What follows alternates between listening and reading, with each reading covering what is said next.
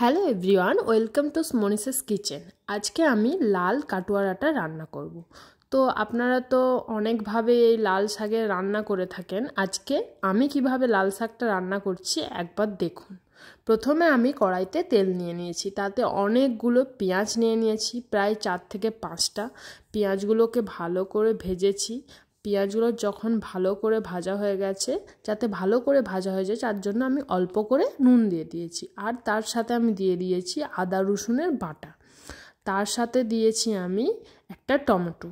এগুলোতে ভালো করে আমি ভাজতে থাকবো যতক্ষণ না এইগুলো নরম হয়ে যায়। তারপর আমি দিয়ে দেব অল্প একটু লঙ্কা গুঁড়ো, অল্প একটু হলুদ গুঁড়ো, আর দিয়ে দেব অল্প একটু জল। এইটা আমি ভালো করে কষাতে থাকবো। যখন তেল ছেড়ে আসবে তখন আমি এতে এই লাল শাকগুলো দিয়ে দেব।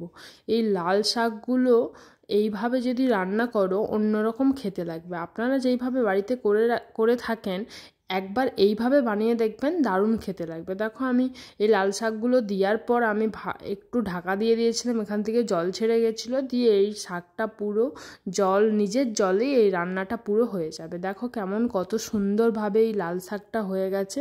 এটা ভাতের সাথে খেতে খুব ভালো লাগবে। আপনারা যদি অনুষ্ঠান বাড়িতেও এইভাবে বানান তাহলে এই লাল শাকটা কিন্তু খুব সুন্দর লাগবে। তো আজকের আমার এই লাল শাকের রেসিপিটা কেমন লাগলো কমেন্ট করে জানাবেন। ততক্ষণ সুস্থ থাকবেন, ভালো থাকবেন, টাটা।